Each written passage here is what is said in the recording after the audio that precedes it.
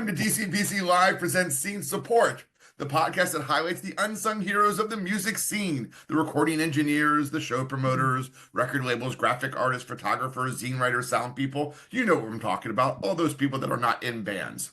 I'm your host, Scott Pash, owner and operator of DCPC Live, a DIY label documenting the live hardcore, punk, ska, and metal shows on Short Run Vinyl. I have 30 years of experience playing in hardcore bands in DC, Florida, and New York, as well as booking and promoting shows, and I'm having the privilege of working with amazing talent in this scene. Joining me is my guest co-host, Joshua Dobbs of Danger Room Recording Services down in Orlando, Florida. Josh has over a decade of experience recording, mixing, and mastering bands in the local scene and beyond. And our guest today is the legendary Don Zientara of Inner Ear Studios in Arlington, Virginia. Don has shaped the sound of DC hardcore, working with bands like Bad Brains, Minor Threat, Scream, Fugazi, and countless others on the Dischord catalogs and more. His contribution to the music scene, including his own work as an artist, is immeasurable, and it is beyond an honor to share and hear about his insights and his experiences today. How you doing, Don? I'm doing just fine. And all that stuff you mentioned, I didn't know it at the time. And that actually gets to my opening question. Look at you. It's like you're reading my notes, sir. Yeah, I can see them there. They're pinned in the screen behind you. What? Also, he's not an unsung hero. This guy is a legend. So he's not an unsung hero of the scene. I hear you say that. I'm honored. No, we are the ones that are honored. Absolutely. So this wasn't like, I've listened to podcasts of you with you over the years, and one thing that always strikes me is your humility. You're always like very down to earth and very humble, and I thought that was very absolutely, yeah. I'm probably the most humble person in the world. It takes a humble person to say that. Yeah, absolutely. Absolutely. So here's the thing. Like, you didn't know what you were getting into when you did like Slicky Boys and Teen Idols and going on from there. And I know you're humble, but like, it seems to me growing up in the DC area that like maybe Dischord Records wouldn't have even existed without you. Like, you provided them a safe place to record, reasonable rates, and treated these kids, which is what they were at the time, right, as actual musicians and gave them that sort of grace. Like, in context, as I said, earlier before the interview started, my label wouldn't exist without Josh, who recorded so many of my first albums, has mixed and mastered and touched virtually all of them except for like 3. And I just want to know, like, where do you think your role is in creating Dischord in the DC sound in a humble way? Well, in the most humble way, of course. I think we both benefited tremendously by our relationship together. It was something that we both needed. We had different things, and I provided them with things. They provided me with things, and we both sort of grew up together, as it were. So it was really. I am very grateful that they're around. I don't think I could be around without them.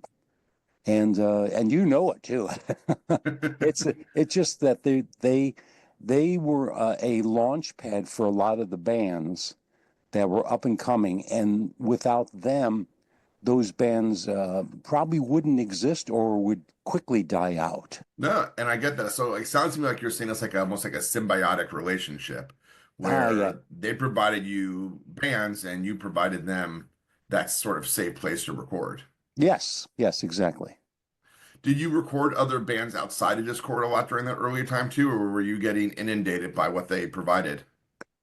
I did record other bands, not a lot of other bands, but I did, because basically my bent was towards more popular sounding music, and the punk music had interesting elements that I enjoyed. And then I tried to shape in a way, but I was more towards the pop. It's tough to define these things: pop, alternative, folk rock type leanings. Okay. So, is there any pop music that you like today? No. Well, I don't follow a lot of it. I mean, when I put on the radio, it's mostly NPR or something like that. Spoken Yeah. like a true DC person. Yeah. Well, yeah, there's a lot of the radio music that's going on is, for lack of a better word, simply entertaining and nothing else. It's kind of, it gets, it ventures towards music. Yeah, I think my biggest issues with anything I hear on popular radio today would be the sort of stuff where it's like nonstop auto-tuned on the vocals, where instead of being used to help clean up the vocals in the studio, it's now a special effect Yeah. that I just can't stand as a special effect. Yeah, it's So, very yeah, contrived in the sense. Well, we're speaking generally. I hate to speak in general terms because sure. there's always exceptions in there, and but a lot of it is just very contrived, and it uses what others have used before and would work for them. So they think, oh, they hear it, and well, I'm going to try that, and they do, but it sounds like they're copying. It's Yeah. it's not very good usually, and usually it goes for immediate impact, and there's no depth to it. Once again, we're speaking generally. Generally, and I think on some level there's an issue with that in music in any case. Like, I definitely lean towards that earlier side of the Dischord catalog, but I also recognize as someone leaning on 50 that not every band I've been in is like added to that. Like, we never went out and said we want to sound like Minor Threat or Void or anything like that per se. But at the same time, I don't think we were inherently creating a new world other than just presenting it in our own different way. So there was some amount of like, I'm not creating something that's so outside the box. We're like, wow, what is this? It was more like they do a good job of pulling some elements together of the past. Yeah, I agree. I agree absolutely. There's a case to be made for evolution. Usually works when the good stuff hangs on, but there is also a lot of bad stuff that comes along the way. Not bad, but just maybe meaningless, or stuff that just wasn't, it was meant to be go up and come down very quickly. Very true. Very true. Um, so in some of the things I've heard and read in the past, you've done all these Discord releases, you recorded them live. Would that be accurate? What do you mean by live? Just Josh, with can with you? all the just with all the bands, with everyone playing in the same room, and like just heard Ian MacKaye do an interview about the Out of Step record, and he even did some of the vocals live. Hmm. He said Yeah. on the other side of the door. So that's not the way people do it nowadays. That's for sure. Yes, that's true. The instruments were almost always done live, Hmm. except for any kind of guitar overdubs, vocal overdubs, or things like that. And occasionally I would do the vocals live too. Yeah. And a lot of times it was just a matter of time. I was working full time during the 70s, late 70s, early 80s, and we had an evening to do sometimes 4 or 5 songs, and we had to get them done. Now, because of the limited track count, it was easier because you fill them up. Okay, it's time to go home and go to sleep. That's That's about awesome. it. But it was done fairly quickly, and part of it too was that Discord had a budget, and that had to Hmm. be taken into account. I always try to explain to bands that they're better off trying to record all live, so it just feels like a practice to take some of the pressure off. But a lot of the younger people, they think that you have to just go in and just play the drums, and then you have to go in and add a bass. And I'm like trying to say, like, this is not how all of your favorite bands did things. You know what I mean? That's absolutely true. It's hard Absolutely. trying to explain it to them because for some reason that's the general thought is that you have to do things that way now. Well, I always start with performance. I usually people understand that, hey, to get a good performance means you're going to get a better recording. I mean, that stands to reason. Hmm. And how do you record better and how do you perform better is if you're more comfortable. Are you more comfortable? Is if you're doing it almost like a practice. Exactly. So that leads us to recording live. There's way more energy in a band in a room to get together. Yeah. So Absolutely. I just I don't think every understand. band I've been with, that's how we've always done it is live. My last band I was just in, we did a live recording in a basement for a tape with our buddies in RBNX, and my bass player had never recorded live. He's like, "Oh, we should do this when we go into the studio for our studio album." I was like, "Yeah, it's better live. I mean, if you have to overdub a little bit here and there, but like playing together, feeding Hmm. off of each other, that's the way to do it in my mind." Yep, absolutely. Couldn't agree more. I think we got three people who agree consensus. Well, I mean, you mentioned budget too, right? Like that's one of the reasons I have a live album label. Not only do I like live albums, but like I can have Josh go and record 4 bands in one night. So in 5 hours, he'll go to a show, bring all of his gear out there, record 4 bands, and in the end of like 5 hours, I have a full set from 4 different bands that I can release on vinyl. That is far cheaper than sending 4 bands into the studio.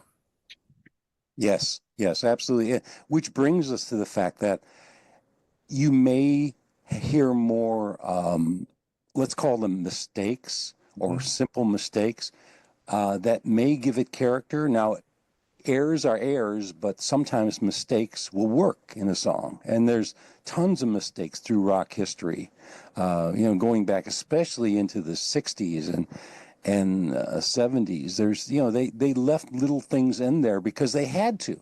There was no other way to do it. And that's the way people want to really hear things today. They think they want to hear fairly perfect songs, but they really don't. They want to hear a human song. Hmm. They want to have some things that humans do. So Yeah, exactly. So how do you handle it nowadays? Like you're still recording, you're in your basement now, your place in your bigger place in Arlington, like closed up a couple years ago, which you Mhm. handled that very graciously and humbly as well, from what I've read in interviews. How do you handle bands that come in and don't want to do it that way, that they want to punch in every instrument, do their drums, do the bass, do the guitars, do the vocals, and like, is that something you work with, or how do you handle that? I'll let them do it. Okay. I mean, why not? I mean, once again, it comes down to how are you most comfortable recording? How do you think you're most comfortable recording? And sometimes these ideas evolve in the studio, but if they want to do it that way, I'm okay going along with that. I can do it either. I've recorded every possible way in the book, and it's also going back to the live recordings. I'm just jumping around here. Yeah. Sometimes live recordings are not extremely fast. They can be. You have the capability to do that. If you go instrument by instrument, you're going to go slower. That's a Yep. given. But sometimes live recordings just take a lot longer to set up and to get sounds the way they should be and to get the bleed the way it should be and all that stuff. And you have to just more factors to deal with. So it's sort of a mixed bag, and you hope that it'll go faster. But that isn't the primary thing in your mind. You just want that good performance. I have a couple of little technical questions because I've heard you talk before about like the drum mics would pick up bleed from the guitar, giving it like a natural reverb. So Mhm. does that mean you don't filter out the drum mics at all, or you don't high pass them? You just let it all ride? Um, there's no yes or no to that. Okay. First of all, I have a lot of the times on, say, tom mics and the snare mic, I'll use a hypercardioid. We're getting into, your language here, Josh. The tech That's stuff. why I brought him on. Yeah. Um, I'll use a hypercardioid when it's necessary, and I will try to keep out as much as possible. I want a good percentage of that drum, say for drums, Hmm. in there. But if whatever's coming in, I want that to sound good along with it. So I'll both keep out as much as possible, but let in if it's good. Hmm. Understood. So do you use gates on the toms ever, or not really? Occasionally, but very, very mildly.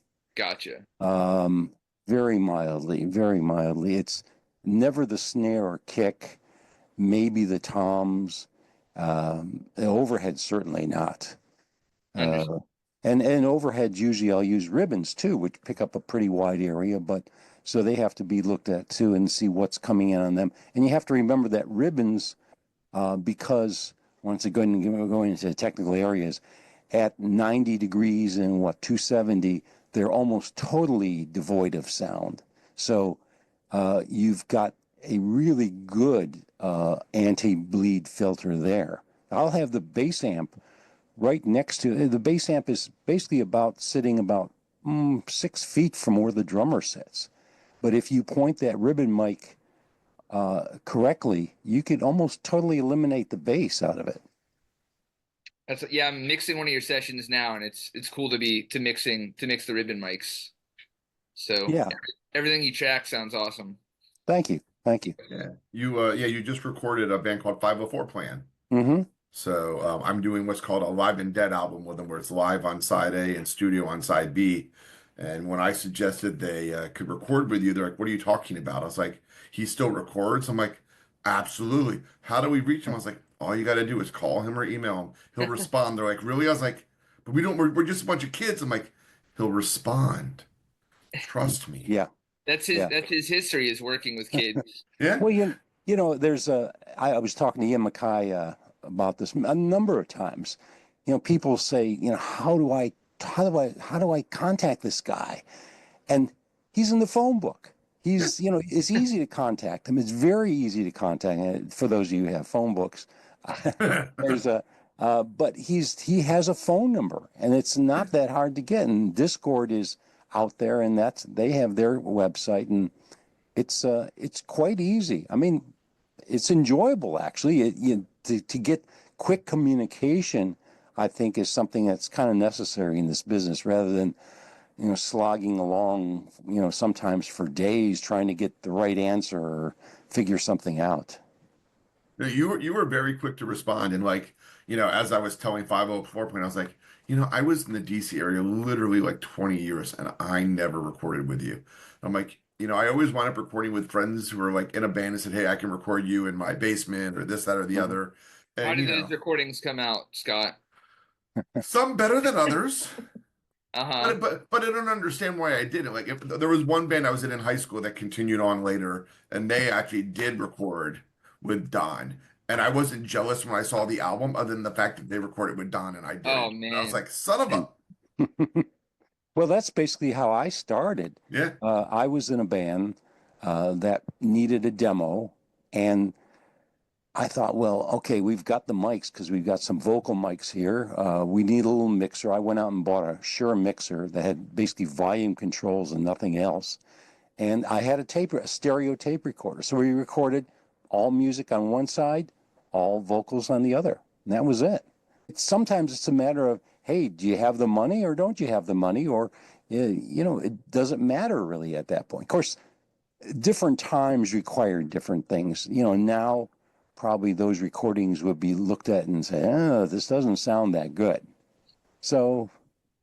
Yeah. I mean, I'm one of those guys that definitely thinks though, albums Minor Threat, Out of Step, or Circle Jerks, Group Sex are almost perfect records as far as how they sound. But I always wind up getting in bands with people that want to polish things. And that's usually not my thing. I'm like, no, raw energy is what I usually go for. So, yeah, absolutely. Couldn't agree more, really. There's if I went down and looked at every little detail, I could say, well, this needs to come up this needs a little more at 400 cycles. Come on. well, that's what I think Josh and I always run into, right, with live recordings that we do. That band's like, oh, I missed a chord or a note in the middle of the verse. I'm like, yeah, exactly. I'll generally go in and fix it too. Mm-hmm. Sometimes. Yeah. Just fix it and move on. Sure. And it all depends. Some things you should forget about because it just doesn't matter. Yeah. And some things, if you can move on, that's fine. I think that you have to do this process in a fairly timely manner. If you spend too much time recording and too much time mixing, you lose perspective on the whole project. That's a killer. Whenever you record your own stuff, how does that take you longer than doing other bands? Oh gosh, yes. I mean, anything closer to home, you always, wring your hands over and oh gosh, maybe I should have put a little more reverb on this, or this should have been a little brighter, or something like that. Yeah, it's hard to step back, but you gotta sometimes, and it's hard, just hard. It's very, very hard. Yeah, I hate doing it. Hmm. That's why. But I got into the recording biz because my band went and tracked at Sun Studio in 2003, and this Hmm. this engineer just did not care whatsoever. And Yeah. the final product sounded like it was recorded on a 4-track. So that's when I went up and I drove to New York and I bought a 16-inch or a 16-track 1-inch tape machine and got started that way. But Yeah. it Yeah. was just all because this like we spent $2,000 on this recording where the guy obviously didn't care. He was just on AOL Messenger the entire time we were tracking. So Yeah, so many bands have come in with that same story. They, just haven't gotten results. And you have to ask yourself, well, why is that? Maybe you ought to, maybe you ought to change things up, do things a little bit differently. mhm. So, yeah. And that raises the question, like, you're technically the recording engineer, but do you ever find yourself sliding into like the producer role and offering suggestions that go beyond recording, like anything related to like song structure or how to deliver a vocal line or anything like that? Yes. Yes. Um, it maybe not so much in early on, just because I didn't understand the music, the punk music at the time. I was still trying to digest this stuff and get it Sure. into my bloodstream. But a little bit later on, I remember, um, sometimes people do things better or sing things better when they're a little bit angry. I remember there's one session with Fugazi that were, it's Guy was getting ready to sing a song. I was futzing around in the control room, and so I just sort of nonchalantly said, "Okay, are you ready to sing your little song here?" And he got so pissed, and he did a great job. I love it. Wow. Pushing the human buttons. I like that. Exactly. And sometimes it's good to do that. Sometimes with, any way you can. Humor usually works the best, but you never know. It's like such a nice guy. And you're like, I'm gonna get what I want by poking the bear. Right, I right, love it. right. I There's love it. nothing wrong with that. Maybe Oh, you get a little no. bit of honey. Yeah. Okay. So whose idea was it in Stepping Stone when Minor recorded Stepping Stone for the production to change as the song progressed? Was that a happy accident? Was that intentional? Do you know what I'm talking about? Oh, sure, absolutely. Yeah. No, matter of fact, I just went over this. Myself and Ian were at American University here talking to a group of recording students, That's and they amazing. brought that up. Um, that was done. Ian has the best recollection. He's the Okay. archivist for the whole Yeah. bunch. He has the best history, and he knows exactly what happened on what date, what time of day it was done. But they they had recorded a bunch of songs, and then they needed one more. Or I think Skip Groff said he needed one more album. Skip Groff was the Yesterday and record today, guy. right? Yeah, he sold records here, Yesterday and Today Records, and they said they needed one more song, and they had recorded sort of as a joke, Stepping Stone, and you could hear it in the recording. They don't seem terribly serious, but I say that in a way that punks don't seem terribly serious. They still do it with all the verve that comes out. Yeah. Um, so they said, well, just take this and just mix it, and we'll put it on the album. And I just thought, remember at the time we all thought, everybody, that people were going to forget this very quickly. This Sure. is this is a stage. This punk music. Punk music. What's that? Back in the '70s and '80s, early Yeah. '80s, they did this stuff. Well, it was somewhat planned to be forgettable. So let's have fun. So I took I had a big pot that was from a clam bake. And I put a pair of headphones in there and put a microphone in there. I can't even remember what. And that's how the song starts out, with just the headphones coming through to the microphone. And then eventually it comes into the song and it evolves. But it was just sort of a lark, really. Got it.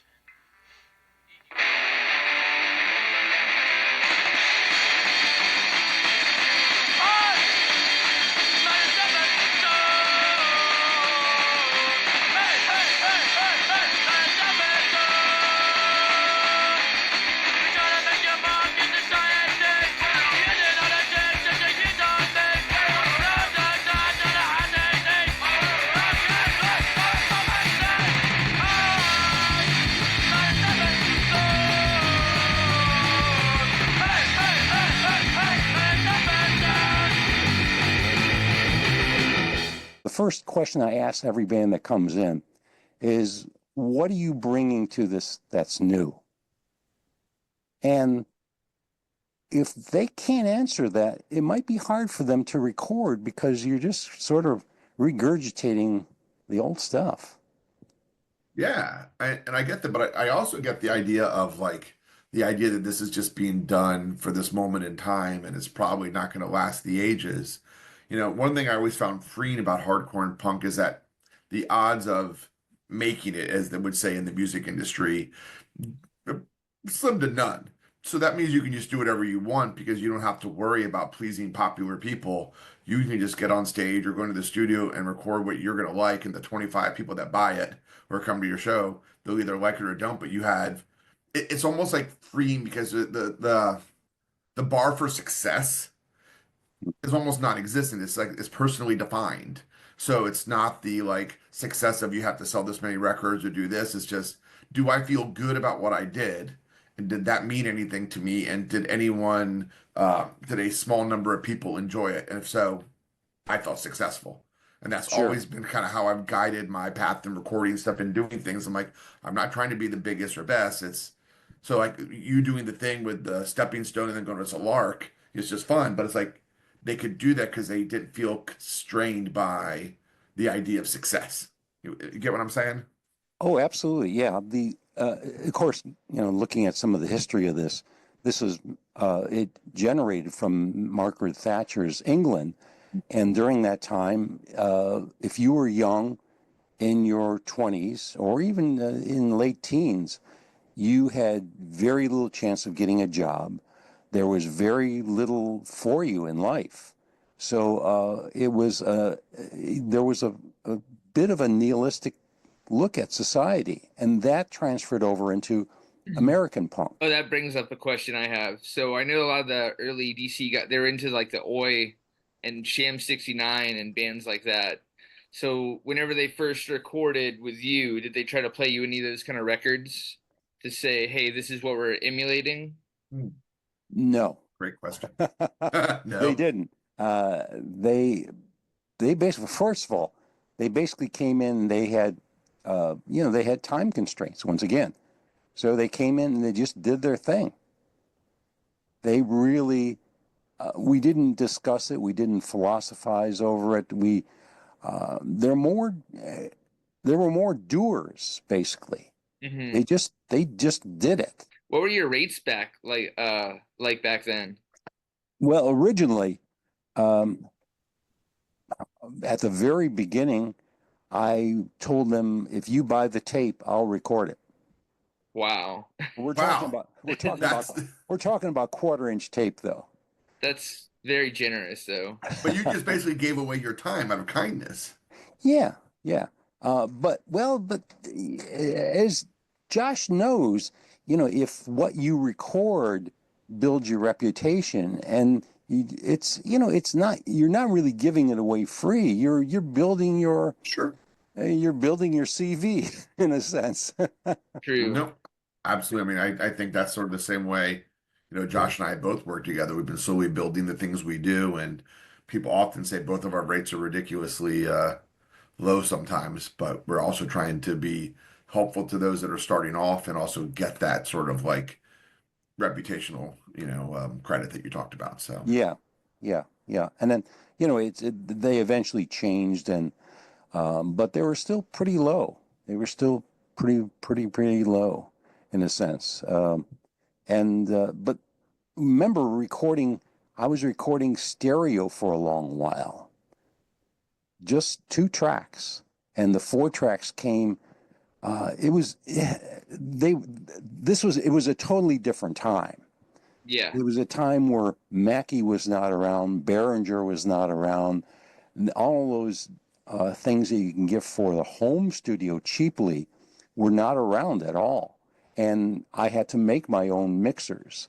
For a reverb, I built a mixer that had an auxiliary send in it that went into a twin reverb amp, and I used the twin reverb for the reverb.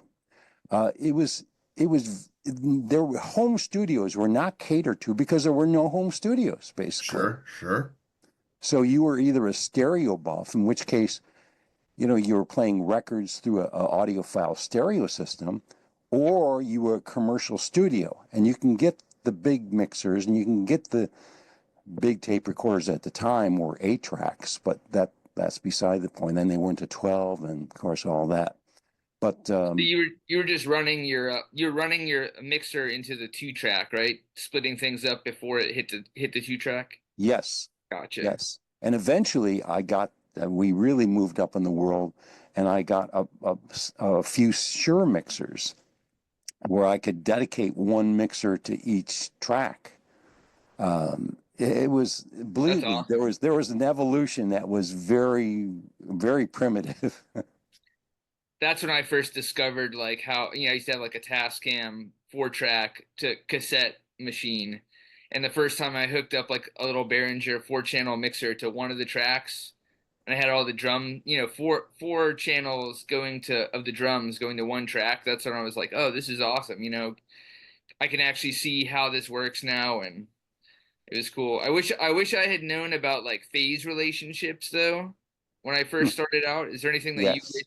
you wish Uh, that you would have known that would have saved you hours and hours of time? that was one of them. That was Yeah. one. Phase relationships were something that was just, it was, oh no, yes, hey, sound is sound. I didn't even check stuff like that. Hmm. Because first of all, the microphones we had were very simple microphones. Some of them are Radio Shack mics. Hmm. A lot of them had, if they were condenser mics, they would have the 1.5 volt battery in them. Phantom power was, forget about that. Yeah. So it was very, very, very, very basic, and phase really didn't come into play until I started playing around with the mics and the tracks. And let's face it, for the like Shure mixers or my own mixers, I had no way of changing the phase relationship. I mean, Hmm. I had to buy one of those little plugs like a shotgun cartridge from Shure that changed the phase in it. It was just something totally outside of the realm. And even yeah, and the rooms too. You just didn't take it into account what the rooms would do, because you have the room you're going to record in, and that's it. You don't think about acoustics a whole lot until you really get on into the game. Then you do, and you What realize was you could have done it earlier. Yeah. What was your so when you used to record at the 930 Club before it was the 930 Club, what Mhm. was your live setup like back then? Whew. Well, first of all, we didn't record there. I just did the sound. Oh, okay. I thought that you recorded there. No, Gotcha. I didn't. It was just the sound, but it was basically high impedance microphones running through. I put together long snakes from the stage to the soundboard, which was towards the back, which lost a lot of the high end of things, as you know, probably. And Hmm. we ran through, I think, something like a custom mixer, Hmm. the K with a K, the custom, Yeah. like the amp. and that was it. And they had the Slicky Boys had column speakers. Column speakers were very big in those days, and that was the sound for the place. It was not well thought out, not well budgeted for sure. Have you ever recorded anybody live, like at a venue? Yeah, actually, as Slicky Boys, we did. I think it was the Separated Vegetables was done live. Oh, okay. You probably know better than I do, but it was done at a high school where they asked to use the gym where Kim Kane was working, and we recorded live. That was 2-tracked also. Wow. All music one side, all vocals on the other. In a gym with those acoustics too. In a gym, yeah. There's a young band I've been talking to. I've already recorded them twice, so I feel like I already had like they should trust me, right? And then we're talking about doing a studio session, and I was just like, well, where do you practice? I'm just gonna come to where you practice. And they're like, well, we actually like to do it in a recording studio. I'm just like, well, I don't want to pay for the overhead of that myself. So I'm just like, I can make anything, anywhere we record, I can make it sound good, but like, I can't tell, I can't bring myself to tell these young people like, oh, you don't need a recording studio. You know what I mean? Don't feel it's Yeah. our place to say that to them. Yeah, it doesn't sound good. But I would first check out their place. Yeah. Maybe it isn't good for recording. You don't know. But Well, they practice in a venue around here called Will's. So like, it's definitely big enough. You know what I mean? Yeah, Could get a good sound in there. yeah. But I've never done a whole lot of external recording. I did when I had a 4-track. I know I just got a 4-track and I recorded. Let me back up a little bit. I'm being haphazard. I'm trying to arrange my thoughts. I was in a band, and then the band broke up around 1976, and the guitar player went into a band that was more progressive at the time. It was more alternative, you could say, sort of alternative folk rock, whatever. And they wanted me to record them at this one place.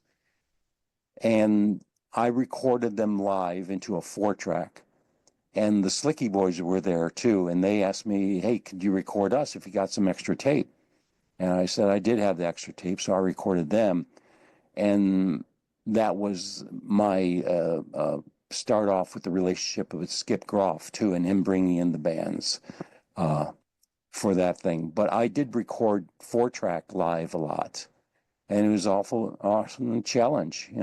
Finding out what how to allocate the tracks and who was doing what, and of course with the shitty mics too. There's you have a lot of bleed too, either bleed or bad sound, one or the other. So I did do some of that, and now pretty much I do some choral work live, but that's it. I think that my main point is that, like, the recordings that you got in your original basement are like still being emulated. If you pick up a Maximum Rock and Roll from like 10 years ago, anybody's like, oh, this in the record reviews, they're like, this record would have fit in great in the early Dischord catalog, because people are still emulating the bands and your production style. So it's like the amount of like heaviness that you got in your basement is heavier than things I hear on in professional recording studios. That's why I want to be like, look, you don't need a professional studio. You can do, just takes like the right know-how and the right microphones. Yeah. The right amp. Yeah, well, right. But you've said a lot right there. I mean, you need all those things in the right way. Yeah. The part of it was the fact that you're in a small room, and you have to acknowledge the fact that you're in a small room, and you have to work with it, because the room, everybody says, if you listen to speakers, well, the speakers are the speakers, but the room is part of this listening experience too. Well, the same thing's true for microphones. The microphones pick it up, but the room is part of the experience in that. So you have to take that into account. So what you're hearing is more of a compressed sound, just because it's in a box. Yeah. Oh, that makes sense. Mm-hmm. Well, I mean, it's like as a live album record label, I consistently have people say, "Oh, I hate live albums. They always sound like crap." And I'm like, one thing Josh has shown me, and I think shown a lot of other people, because he consistently records a lot of the bands at this place called Uncle Lou's in Orlando, which is literally like if it's 900 square feet, it's 10,000. It's not big, concrete walls, that sort of thing. But he's found a way after doing this several times to mic placement, amps, how to manage it, and it really comes out sounding as if you recorded it in like a solid, studio, That's the key. even though it's live. And people are like, "This is really live." I'm like, "Yeah, it can be done well. It's not always, but it can be. You can record well anywhere if you know what you're doing." Is basically my philosophy at this point. And like, Josh has shown me that he knows what he's doing, which is why I go to him all the time. Mhm. Yeah, absolutely true. Absolutely true. Yeah, but you've got to take care of the details. In other words, every band that comes in may sound a little bit differently, may play a little bit differently. And you got to take that into account. And they may, they all have their individual characteristics, which is great. So have you had to change anything since you moved back? Like, so it's like 40 years of recording, basement, big studio, basement. Like, what has changed over, like, with your move back to the basement? Have you had to change what you do? I'm sure you downsized your equipment and all, but like, has it changed your practices overall? It's a great question.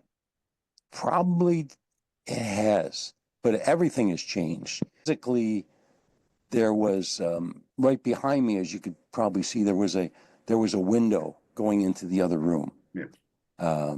And there was outboard equipment in the wall. It was basically put in the wall. I put in a wall with the door on the opposite side that I could put equipment in, outboard equipment, because there was no room in here. And I physically changed it because when I came back from the big studio, I had the advantage of rethinking all this stuff. But at the same time, I had a lot of things from the big studio. And I took all the microphones I thought I would need. I really cherry picked them quite well.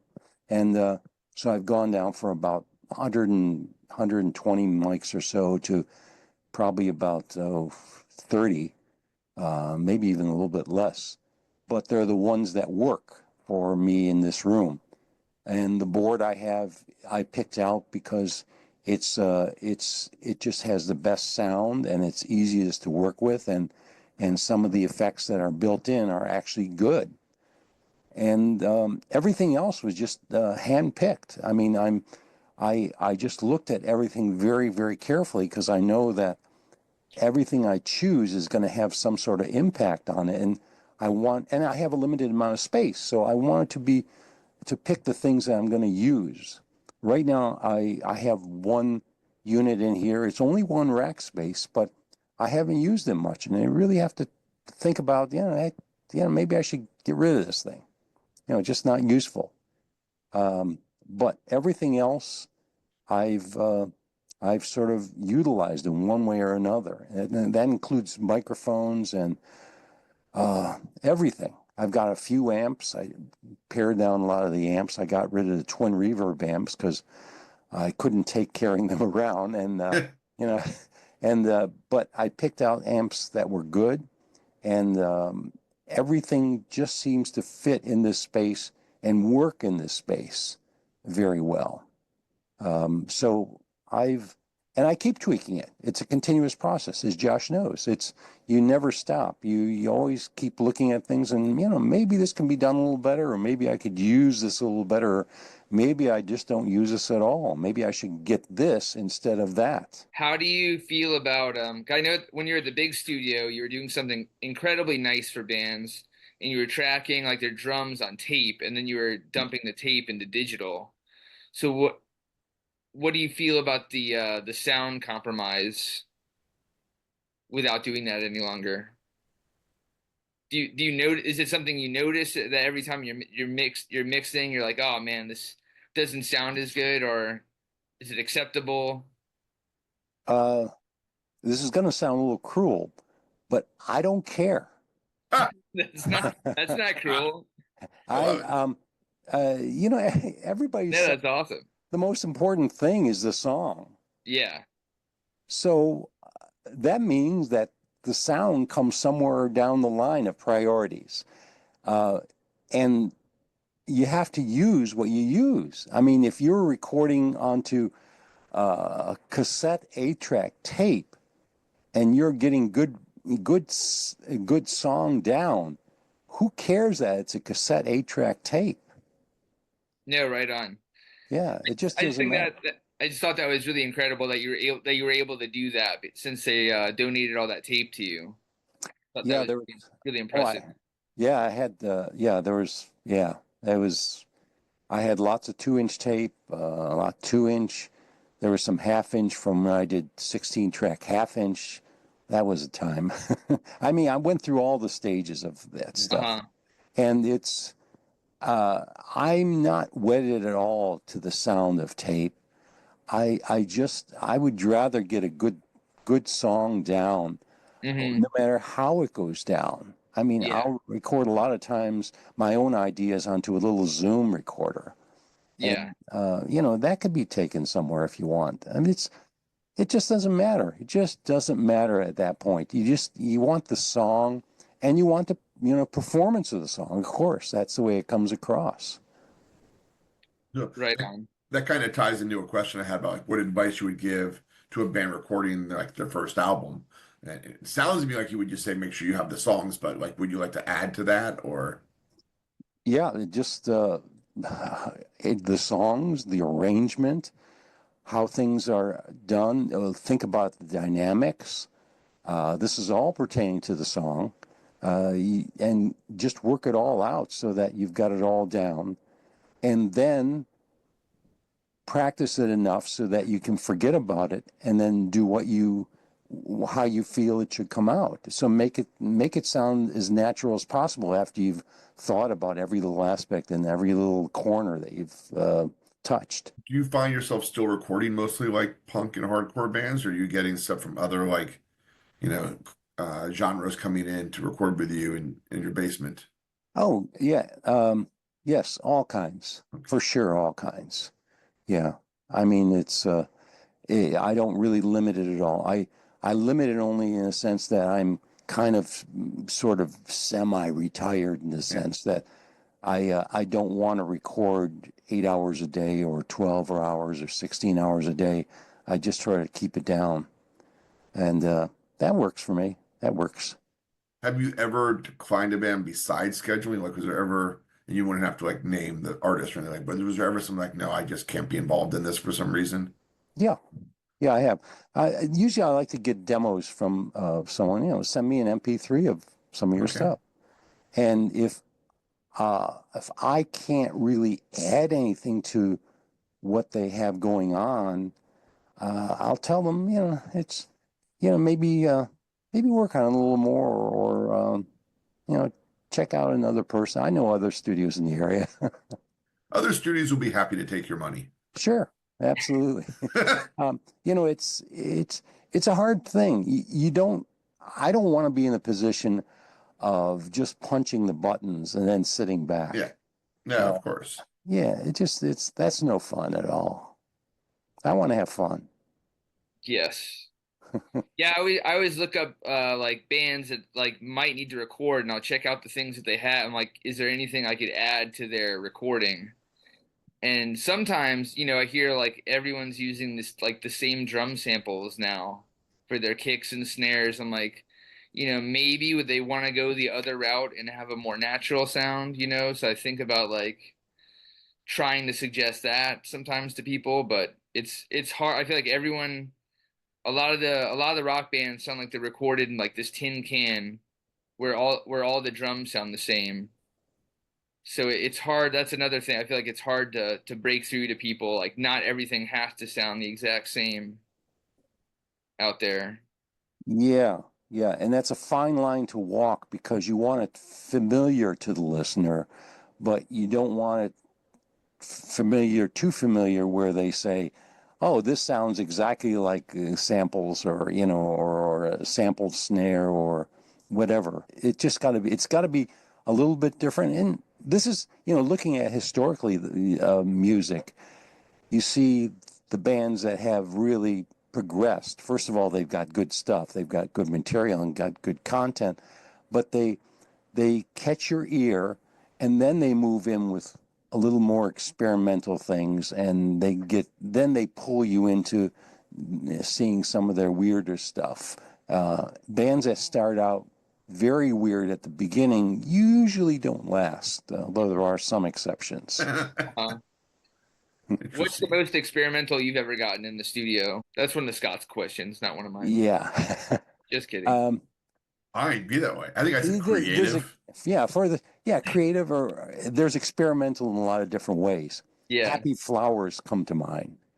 Do you know the Happy Flowers? I'm afraid I do have not heard them. No. Okay. They basically set up, they were two guys. Actually, let me start back. They're in Charlottesville. They went to school together in the band, and there were, I think, 4 of them in the band. And they worked real hard, and they had some good songs, but they just were never recognized. I guess it was just a matter of they did things that were they weren't pioneers in what they were doing. They did competent stuff, but they just weren't pioneers. And, I'm sure you know bands like that just are struggle. I don't know what the word would be, kind of generic or something like that. Mm-hmm. But then they graduated, and there were 2 guys in the band, the singer and the guitar player. They said, it didn't work for us following kind of the mainstream. Let's just go all out wacky. And so they came in and they set up a whole bunch of instruments and things in the room. And they said, well, let's mic everything here. And we're going to go around and we're going to play what we feel like we want to play at any particular time during the whole process. And they did some songs like that. And they just moved around the room, and there were mics on all the things. I think this is done in 8-track, I believe, which gave me a little more play in the whole thing. But it was very experimental from that point of view. The Happy Flowers. The Happy Flowers. I'll there was and the Half Japanese was another band that was experimental too. They did a lot of weird stuff with their instruments and the way they arranged the songs, and they would just do things on the fly and see if it worked. And some things worked and some things didn't. I have a friend that's a big metalhead, and he wants me to ask you about if you remember recording this band, The Deceased, from 1988. Absolutely. Yeah, King was one of my favorite people in the band, the drummer for the band, I think. And they, matter of fact, very strangely, I recorded them several things, and then they needed to put out an album for an Italian record label. Now, I can't remember any of the details except that it was a record label in Sicily. And we recorded with them, and they originally were very balky about paying for the whole thing. They originally were going to send money, but they just got, it was a very Italian thing. So I had a project in Sicily about a year later. Strangely enough, the guy from the record label, he came to the studio we were recording in and just handed me a packet of money. And that was, it was very, very strange. But that gets away from the Deceased music. It was very good. That's a good story, though. Yeah. It was very good death metal music. And I was surprised at how humorous all the players felt about it. It wasn't dirgy type feeling. They played death metal, but they played when they finished playing it, they got it all out of the system, and we're happy guys. That's and awesome. They were. Are there any bands that that you recorded their stuff and then you heard their later albums, maybe that they didn't record with you, and you're like, I could have done that better? Like, let's say when Bad Brains did the album with Rick Ocasek, like I think if they had done that with you, it would have sounded like infinitely better. You know what I mean? Stuff Well, like it's all about opinions, of course. Hmm. I don't know about better, but it's just one person's viewpoint. I mean, obviously the band signed off on it, so it was somehow it was there. They liked it. that. They liked it. So it's I can't really judge how another person handles it. I can't say my way of handling it's better. All I Yeah. could say is, I may have handled it differently.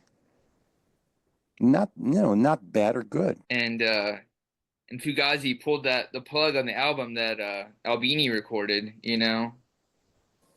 had to go back with Don. Well, yeah, they did. And they're looking at that's a complicated situation too. Yeah, I know. We mixed a couple songs from that. I've got them all here on digital, and we've mixed a couple. The problem was with Albini's mixes where they and the recordings. I don't know. They just didn't have enough. They just didn't have enough character, and you don't know if it was the recordings that didn't have enough character or the performance or what. Yeah. So I know that he felt like he'd kind of messed up on that one. I've heard him say that.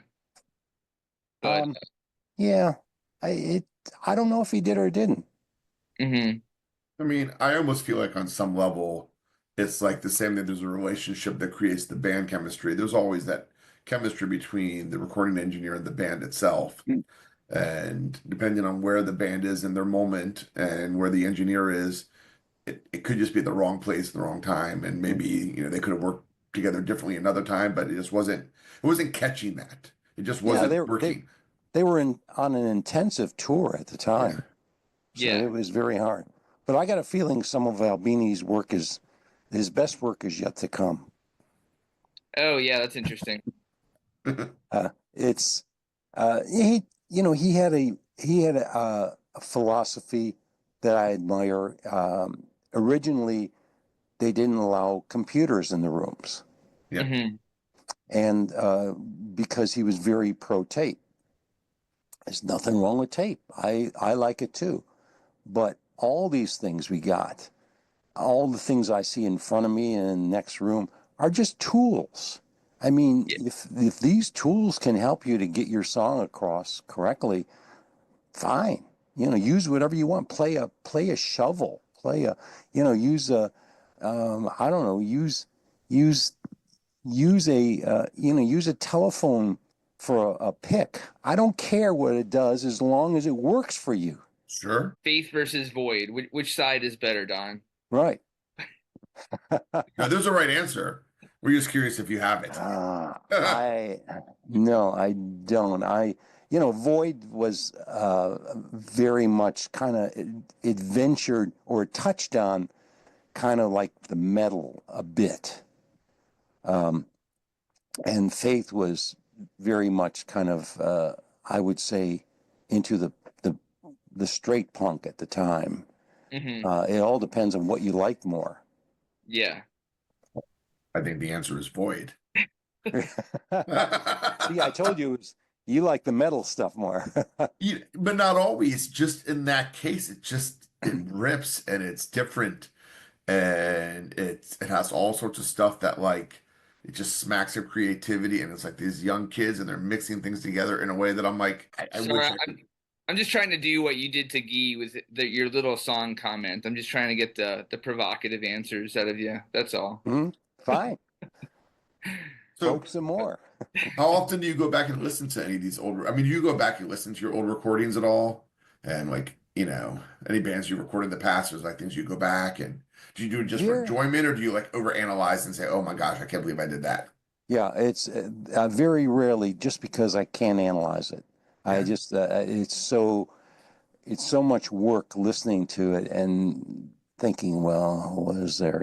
I should have maybe put the 57 at an angle to this, or, maybe something should have been something, or too much reverb, or too much of this, too much that. There's always second guessing in there. There's always thinking about the things you did. I would rather take the song as a whole, but it's hard to listen to when you've worked on. It's just really difficult. I mean, I don't like listening to the stuff I recorded as a band, so I kind of figured as an engineer, you probably have the same sort of thing. Like once I've listened to it and it's out, if it comes up, I'm like, I am not putting it on my own band's record. And if it comes Right. on Spotify, I'm skipping it. Yeah. I mean, Ian says he never listens to the Fugazi stuff. Yeah. They, once it comes out, they don't listen to it. It's just it's out in the airwaves, which is a good way to do it. In the big studio, I had a whole bunch of toys there and things to amuse yourself with, and puzzles and books, and that was basically to get away from the songs, because if you get too much of the song concentration in your head of what you're working on, it's no good. Get away from it a little bit, then maybe come back and, get away from it several times. It just, The first time I recorded with Josh, I was shocked that he didn't want me to be there when he mixed and mastered. He's like, no, I don't want any of you there. You're just all just going to get in the way. I was like, no, I want to be part of this. He's like, no, you're just going to all sit there and like be reading and falling asleep, and you're going to slow me down. And then I can't do it at my leisure. I'll send you clips and you just listen to them. And I was like, huh. And then he did that. I was like, I actually appreciate the space of a couple of days every, listening to it versus having gone straight from recording and then straight into mixing and mastering and bludgeoning my head. I was like, I actually handled this a lot better getting it in pieces dribbled at me. I am kind of struggling with that too, because I've always kind of liked to have at least some of the members of the band there mixing, but I wonder if that's the best thing for that exact same reason. It does sort of tie your hands in a bit, because there's ideas I may want to try, and other people are listening, and they, oh, what's this? Just shut up and sit back, and that's so. I think that there is something what Josh has there. It's kind of good to have people outside, and then have them listen to it after that. But of course, that takes more time. You're listening back. Oh, can you change the second guitar is too loud, or the solo is too low, or that stuff, and back and forth and back and forth and back, and all of a sudden it becomes a tennis match. It does take time, but Josh, does it give you a little bit of space too? Because since you have to wait for the bands to respond to you, do you like back away from it, or do you keep listening to it while you're waiting for the bands to get back to you? It gives me time to go and start another project. So then Okay. by the time that they answer me, I'm usually I'll have fresh ears again for it. Like I feel like it's good for me to get about like 80% of the way on a mix, and then it's good to maybe have some band members come in, because to talk about the little details that they're looking for.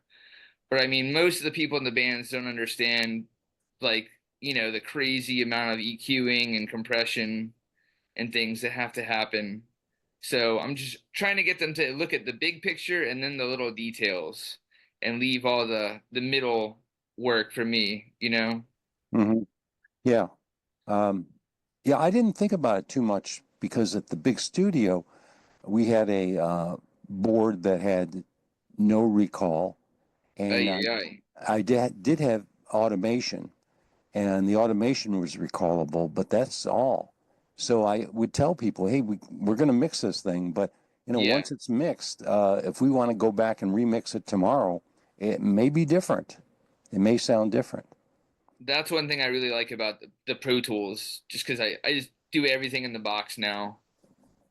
Because I remember I used to like take pictures of my mixing board, and I would try to like draw what the EQ settings were at when I was only in the analog world, and that I just know exactly what you mean. it never worked. It never worked. It never sounded exact when I tried to like pull up the same mix again. Yeah, So yeah. But I'm wondering, is that Is that good or bad? That I think was bad. Because I have to like clean. I was all cleaning the tape machine all the time, trying to pull up these old, trying to remember what the freaking reverb machine was set at. It just yeah, it wasn't good for me. My brain is not that organized, so Yeah, it's I don't know. I still haven't answered it yet. I kind of like the fresh start to things, but then again, I can see where you're at. And I like the board I have now. I don't record in the box, or I don't mix in the box, I should say. I have a mixing board that has recallability, and that is very nice, and I certainly use it. But I will question it. I just question it. I mean, why not have it a little bit, close to the same, but not exactly the same next time around? I don't know. That's one of those big questions. Another question: how do you find time to actually work when people are bugging you about doing podcasts and stuff every single day? Oh, it's a pain. Believe me, it's a real pain. Oh, those podcasters. Yeah.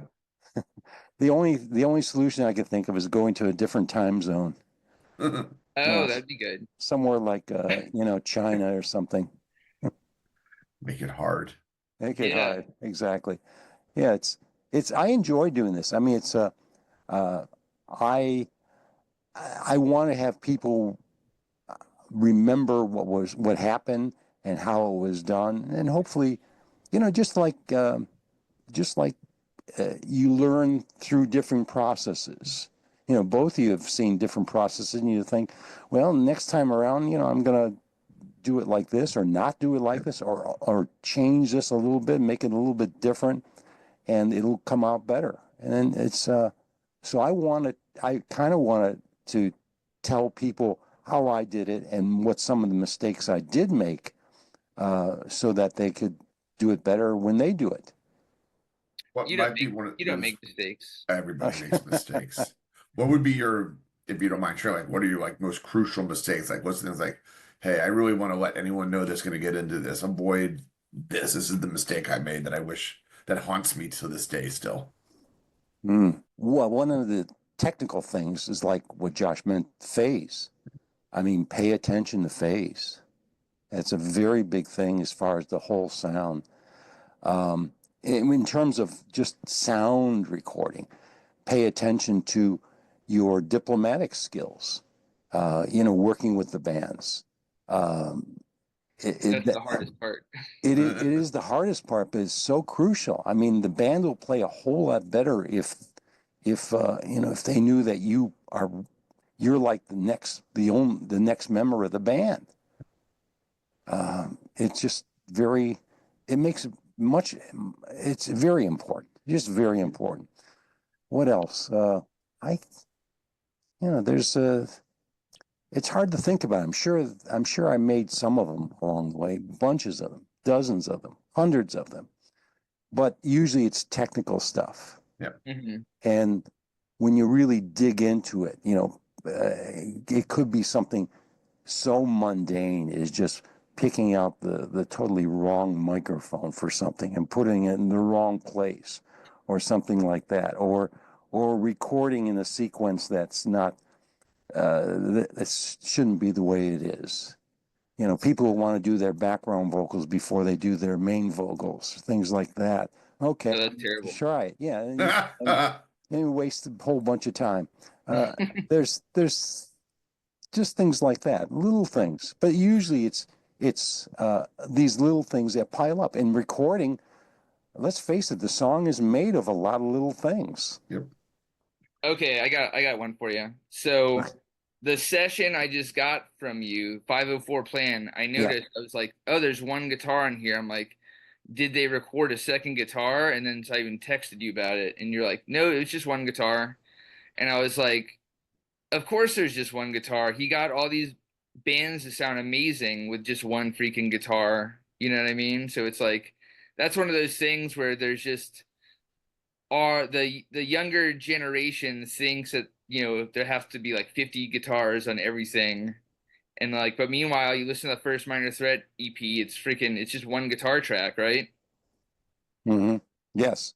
Yes. And Yeah. remember they haven't sent the rest of them to you. You only have one song. And there was one of we recorded 9, I think, already, and they're going to come in in a couple of weeks to do 3 more. Oh, awesome. There's another, there is a song that has 2 guitars on it, but it's not something I push. I mean, I mention it to them, and I mention it to every band, but it's everybody knows you can do more, pretty much, if you want. Yeah. More is always something that everybody thinks about these days. More, more, more. I don't think I realized when I went in the studio at 16 that we could double up guitar tracks. I had Really? no concept that could be done. So, Yeah. I was 16. I didn't understand how the studio worked in any way. I'd never been in a studio, and I'm a drummer, so I basically have no technical knowledge whatsoever. I know how to hit things. You're a drummer, and I conceded that I should be on this podcast. I'm hanging up. Yeah. But yeah, the guitar. Everyone talks to you about the guitar tone, Mhm. but it's just like a cranked up Marshall, probably with a 57 on it, right? It's well, what did she use? Scout used it's a Hot Rod Deluxe, Fender Mhm. Hot Rod Deluxe, but we basically, we talked about volume and stuff like that, and I want them to get the volume that they have where it sounds good to them. Yeah. And if it sounds good, I don't care. I don't. I very, very, very rarely tell people, "Hey, it's bleeding too much into the drum overhead mics," or stuff like Yeah. that. I just, get it so it sounds good, and that's a good starting point. It certainly Yeah. is a good starting. And most of the time, quite frankly, I'll use just a 57 on it. There's no, Mhm. it's no mystery. I had a sound guy tell me to turn my amp down to one time. He said it was too loud for the stage. I was like, you got to be kidding me. Well, stage is different. The Yeah. stage is different in the sense that it'll go into the vocal mics, which means they have all different problems. Hmm. Um, but it is a little bit different in that respect. Kind of, sort of. I don't know. I kind of agree with it. Kind of don't agree with it. I kind Hmm. of like have a stage where you can, you take the vocals and you amplify them, and everything else comes out of the amps. What kind of a bass mic would you use on the bass guitar amp on the original Dischord records? Usually I record it direct and with a mic, 2 Oh, ways. okay. And that's the way, of course, the ones you got from the 504, I think we did the same Yes. way. You have a Yep. direct and you have a mic. And on those, I'm using a Audix D6. On the original recordings, way back in the 70s and 80s, I cannot remember what I used, except it was inexpensive. Hmm. That was the bottom line at that point in time. They were, ooh, uh, I can't remember what I had, but believe me, a 57 would be expensive Yeah. at that point. Just couldn't Wow. afford them. That's crazy. Because Yeah. yeah, even on vinyl, I just got the new reissue of the first Minor Threat EP last week that they just put out, and just like the bass sounds so amazing on vinyl, which a lot of records, you put on and they just sound there's no bottom end, but that's One, that's got it. yeah. Once again, it's just a matter of letting the musicians get their own tone. Too many studios dictate what goes on, and that's not good. That's not good at all. I mean, why not let them do some of the heavy lifting, and the studio can push the buttons when the right time comes, and think about the more important things where it comes to like the arrangement, and maybe, hey, don't do so many times until the vocal comes in. Do only 8 bars instead of 16, or things like that. And everything else is think a little less about, unless unless once again it really is conflicting with something else. No, in other words, if there was a bass player that played like super super loud, where it just the bleed was just unbelievable, yeah, I would say something. Do you ever find that like you have people that are recording with you and you're like, well, I mean, if Don said to do this, he's a living legend. We're just going to do it. And like they're going to acquiesce without any pushback. Do you ever get that like concern that they're just going to like cave because, well, who are we to argue with Don? Yeah, and yes, and I hate it. It's I don't. I mean, it's not good. Yeah, It's no, just I not imagine good. it's not. Yeah, it's not. I mean, there's we're recording their artistry, not mine. So they've got to come through, as far as I'm concerned. And I know that was something Steve Albini wanted. He wanted to document it. He wanted to document exactly what was happening. It wasn't about the engineer or the producer. It was about the band. The moment, yes. Right. And that's a very black and white idea. I mean, I think it has to be, there's a lot of gray area in there. Like I said, thinking about arrangements or, hey, maybe that word, this word sounds funny in the song. I'll say that if it does. And then, they could run with it or say, no, you're full of shit.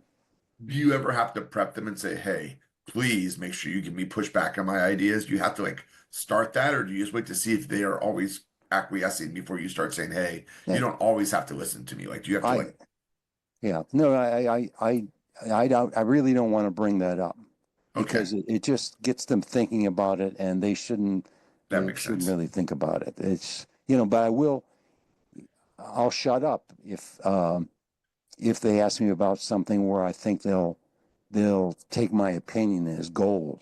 Gotcha. Yeah, I'll just say, well, what do you think, or what do you want to do? I'll just act like the stupid engineer. I messed up bad the other day. There's a band I worked with several times, right? And then they just got a new drummer, and they went to a studio, and they're sending me all the tracks, and all the drums are the same length, the size of the files. But I noticed all the other tracks were all like different lengths. So I was just like, oh, thinking that maybe they hadn't like synced them all up, right? So I'm like, hey man, I'm like, you think you could send me the tracks to all match to the same length?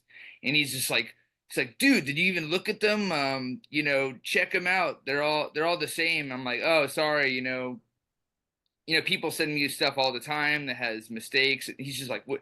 Do you think I'd really do that to you, man? I'm just like, I've never worked with you before, so now it's like, what you're talking about band relations, like Yeah, starting off on the bad foot. So now it's like I got to win this guy back. yeah. Yeah, that could be a hard situation. I mean, you got to question things if they technically aren't perfect. Yeah. But how do you do that? It's hard. Yeah. I just had an album mixed and mastered by this guy in Italy because one of the musicians was Italy. He wanted to use this guy, and they sent me everything on Dropbox, and I was like, hey, these are just the individual tracks. When I do vinyl, I do all the tracks for side A as one single track, and all the tracks on side B. And he's like, they're coming. I'm like, okay, didn't know they were coming. All good. Yeah, I mean they were unmixed. No, it's just like he broke them down into individual songs, which is what I'll do if I'm releasing digitally, but I don't really play with digital. I only do the vinyl. And Hmm. so when I send in the vinyl, it's usually like track A is every song on track A already is one song file when I upload it to the Hmm. pressing plant. So he sent me all the individual tracks of track on side A, and I'm like, I need this. He's like, it's coming. I'm like, okay, gotcha. How do they know how to index the tracks then? Just we give them song or time signatures usually Hmm. Yeah. to where So they separate the tracks on the vinyl. yeah, Yeah, when I upload it, they want each track like the time difference. So when yeah, I do the song titles, that's how they do that. yeah. Because I've had situations. It's not exactly the same situation where people wanted the the second song to start while the first one's going on, and they don't know Yep. like where okay, if I drop the needle in the groove, where's it going to catch in there? Sure. It's not often, but it's there. I think in that case, I usually when I'm uploading and do the indexing, I just put those two songs as one song. Mm. So and that way it's just like so they bleed into each other. I think so I generally just treat it as like a single But some people don't want it treated as single. Fine. So they want, the second song to index to start while the first one is finishing out. No, that makes sense. You're right. I mean, we're talking about weird, these are not common things. No. Not common things. But you're right though. I mean, dealing with the bands can be the hardest part, So that's absolutely, it can be very, very hard. Also, yeah. What was it like? So you're probably like in your mid-30s when you started working with all like the Dischord kids, right? Yeah, late 20s, 30s. Oh, late 20s. Yeah. So what was that like dealing with that age gap, like when you guys were like first getting to know each other? Well, first of all, we're doing this stuff fairly fast. I mean, it was coming on fast and furious. Mm-hmm. And I probably think about the age gap now about how it was back then more than I did back then. Mm-hmm. It was almost like there just was no time to think about it, but it certainly was there. I could have been their fathers, for all they know. It was there. I didn't think about it. Maybe they did. I don't know. That's a podcast for some of them. Right on. But I mean, everybody treated you with respect, and you never really had to win those kids over, right? It was pretty smooth sailing. Yeah. It was pretty smooth sailing. Yeah, I can't if any kind of conflicts that came up, it was usually within the band. Yeah. Oh my God. Yeah, I've had it where like bands were like all like screaming at each other before. I'm like, I don't know if I need to be doing this anymore. Oh yeah. There's like a couple times like that. Yeah, I mean, it reminds me a lot of like teaching middle school. So and I did that for 15 years, and now I used to tell my students that being in a band was like being married to three people you wouldn't date. And now as a record label, working with multiple bands at a time, and then also promoting shows, I'm constantly like having to manage my customer service and to like find ways to appropriately and kindly say no, that's firm, but doesn't hurt anyone's feelings, and stand my ground on issues that are like connected to my wallet in particular. Yeah, I mean, anytime you're dealing with artists, it's difficult in some way. And I say that with, both of you being artists in your own professions. And, I'm sure they feel that way somewhat, but you feel that way too. It's, you got to take it kind of easy and not offend anyone. Pretty hard to offend, I think. Josh is a little bit more irascible than I am. Oh, yeah. Oh, yeah. He'll text me and be like, dude, can you believe this? I'm like, it's fine, man. He's like, really? I was like, yeah, it's good. Don't even stress it. Wait till the text you get after this, man. You're done. I'm done. Come on now. I love you, buddy. Love you too. Thank you so much, Don. Yeah, Don. I think we've taken up all of your time that we need to, but I have to tell you that like it's been great. And I'm sitting here thinking how my daughter is away at school, and one of her electives could have been punk rock history, but she chose ceramic tiles because she said she lives with me and doesn't need to hear me in class. But I was like, no, if anyone's teaching, it should be like Don should be in that class. Don should be teaching that class, I mean. So thank you so much. You're quite welcome. It's, I hope it came out coherent somehow, because sometimes when you're looking back, your perspective is blurred. It's almost like you guys probably have a better perspective on what was happening and by listening to the records at the time. I certainly have my own ideas, but I have to say that your ability to recall as much as you have is pretty phenomenal to me, because it just shows your care and attention. Everything from like, naming Scout's amp to like knowing everyone's individual names and bands that you recorded back in like 1988. Whereas like, I'm dealing with 35 bands with four band members each. And I would love to say I know every band member's name of every band, but that would just not be honest. But you seem like you'd be that person that does. Like that No, really, and like 20 years later, still does. no, No? Okay. you're wrong. Thank God. 'Cause I was like, No. oh, I can't live up to that. When I kept a calendar, Okay. date books, as I'm sure Josh does too, what you're going to be doing on certain days, who's coming in at what time and all that stuff. I had them from I think the very early 80s, like 82. I kept them all. And when I was moving from the other studio, um, I gave them all to Ian. Oh, that's He's, cool. I don't want them. I mean, I don't care. Yeah. That's the past. I don't want that. I'm not a historian. And I'm glad he took them. But I just, and he revels in that, looking back. Oh, yeah, I remember we recorded on that date, at that time. Yeah.